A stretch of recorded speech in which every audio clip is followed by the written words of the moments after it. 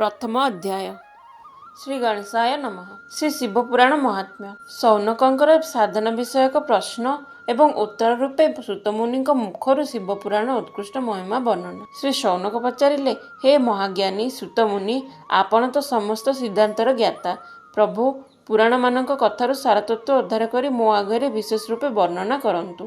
ମୋତେ କୁହନ୍ତୁ ଯେ ସଦାଚାର, ଭଗବତ ଭକ୍ତି ଓ ବିବେକ କିପରି ବୃଦ୍ଧି ହୁଏ। ସାଧୁ ପୁରୁଷ କିପରି ସେମାନଙ୍କ କାମ କ୍ରୋଧ ଆଦି ମାନସିକ ବିକାରକୁ ନିବାରଣ କରିଥାନ୍ତି। ଏ କଳିକାଳରେ ଜୀବମାନେ ପ୍ରାୟ ଅସୁର ସ୍ୱଭାବର ହୋଇଗଲେଣି। ସେମାନଙ୍କୁ ବିଶୁଦ୍ଧ କରିବାକୁ ସର୍ବଶ୍ରେଷ୍ଠ ଉପାୟ କ'ଣ? ଆପଣ ମୋତେ ଏପରି ଗୋଟିଏ ଶାଶ୍ୱତ ସାଧନା କହନ୍ତୁ, ଯାହା ସମସ୍ତ କଲ୍ୟାଣକାରୀ ପନ୍ଥା ମଧ୍ୟରେ ବି ସବୁଠୁ ଉତ୍କୃଷ୍ଟ ଓ ପରମ ମଙ୍ଗଳକାରୀ ହୋଇଥିବ ଏବଂ ସମସ୍ତ ପବିତ୍ରକାରକ ଉପାୟ ମଧ୍ୟରେ ବି ସର୍ବୋତ୍ତମ ହୋଇଥିବ। ତା ତ ସେହି ସାଧନ ଏପରି ହୋଇଥିବା ଉଚିତ, ଯାହା ଅନୁଷ୍ଠାନ କଲେ ଅନ୍ତଃକରଣ ଅବିଳମ୍ବେ ବିଶୁଦ୍ଧ ହୋଇଯିବ ଏବଂ ବିଶୁଦ୍ଧ ଚିତ୍ତ ବ୍ୟକ୍ତିଙ୍କୁ ସଦାକାଳ ପାଇଁ ଶିବଙ୍କ ପ୍ରାପ୍ତି ହୋଇଯିବ। ସୂତ କହୁଛନ୍ତି, ମୁନିଶ୍ରେଷ୍ଠ ଶୌନକ, ତୁମେ ଧନ୍ୟ, କାରଣ ତୁମ ହୃଦୟରେ ପୁରାଣ କଥା ଶୁଣିବାକୁ ବିଶେଷ ପ୍ରେମ ଓ ଲାଳସା ରହିଛି।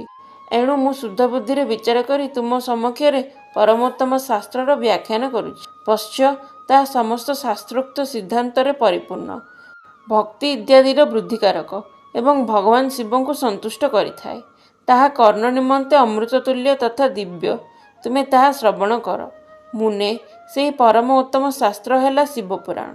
ଏହାକୁ ପୂର୍ବକାଳରେ ଭଗବାନ ଶିବ ହିଁ ପ୍ରକାଶ କରିଥିଲେ। ଏହା କାଳରୂପୀ ସର୍ପର ଘୋର ତ୍ରାସକୁ ବିନାଶ କରିଥାଏ। ମୁନି ସନତ କୁମାରଙ୍କ ଉପଦେଶ କ୍ରମେ ଗୁରୁଦେବ ବ୍ୟାସ ବଡ଼ ଆଦରରେ ଏହି ପୁରାଣକୁ ସଂକ୍ଷେପରେ ପ୍ରତିପାଦନ କରିଛନ୍ତି। କଳିଯୁଗରେ ଜନ୍ମ ନେଇଥିବା ମନୁଷ୍ୟଙ୍କର ପରମ ହିତ ସାଧନ କରିବା ହିଁ ଏହି ପୁରାଣ ପ୍ରଣୟନର ଉଦ୍ଦେଶ୍ୟ। ଉକ୍ତ ଶିବପୁରାଣ ପରମ ଉତ୍ତମ ଶାସ୍ତ୍ର ଅଟେ। ଏହାକୁ ଭୂତଳରେ ଭଗବାନ ଶିବଙ୍କର ବାଙ୍ଗ୍ମୟ ସ୍ୱରୂପ ବୋଲି ବୁଝିବା ଉଚିତ ଏବଂ ଏହା ସବୁ ପ୍ରକାରେ ସେବନୀୟ। ଏହାର ପଠନ ଓ ଶ୍ରବଣ ସର୍ବସାଧନ ସ୍ୱରୂପ।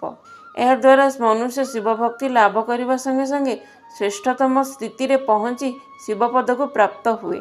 ତେଣୁ ସମସ୍ତ ପ୍ରକାର ପ୍ରଯତ୍ନ କରି ମନୁଷ୍ୟ ଏହାକୁ ପଢ଼ିବାକୁ ଇଚ୍ଛା କରିଥାନ୍ତି ଅଥବା ଏହାର ଅଧ୍ୟୟନକୁ ଅଭୀଷ୍ଟ ସାଧନା ବୋଲି ସ୍ୱୀକାର କରିଥାନ୍ତି। କେବଳ ପ୍ରେମପୂର୍ବକ ଶ୍ରବଣ କଲେ ମଧ୍ୟ ଏହା ସମସ୍ତ ମନୋବାଞ୍ଛିତ ଫଳ ପ୍ରଦାନ କରିଥାଏ। ଭଗବାନ ଶିବଙ୍କର ଏହି ପୁରାଣକୁ ଶ୍ରବଣ କରି ମନୁଷ୍ୟ ସମସ୍ତ ପାପରୁ ମୁକ୍ତି ହୋଇଯାଏ ଏବଂ ଜୀବନରେ ନାନା ପ୍ରକାର ଉତ୍କୃଷ୍ଟ ଭୋଗମାନ ଉପଭୋଗ କରି ଶେଷରେ ଶିବଲୋକକୁ ଯାଇଥାଏ। 7ଟି ସଂହିତାରେ ବିଭକ୍ତ ଏହି ଶିବପୁରାଣ ନାମକ ଗ୍ରନ୍ଥରେ 24,000 ଶ୍ଲୋକ ରହିଛି।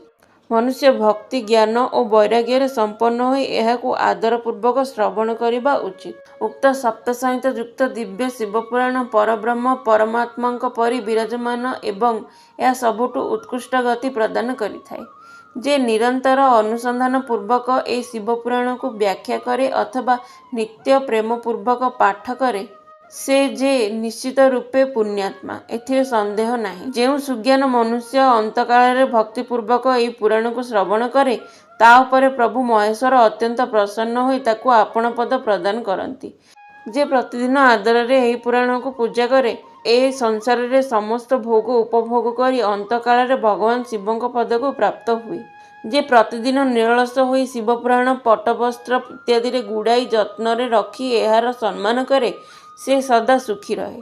ଶିବପୁରାଣ ନିର୍ମଳ ଓ ଶିବଙ୍କର ସର୍ବସ୍ୱ। ଯେ ଇହଲୋକ ଓ ପରଲୋକରେ ସୁଖ ଚାହେଁ, ତା ପକ୍ଷେ ଏହାକୁ ଆଦରପୂର୍ବକ ସେବନ କରିବା ଉଚିତ।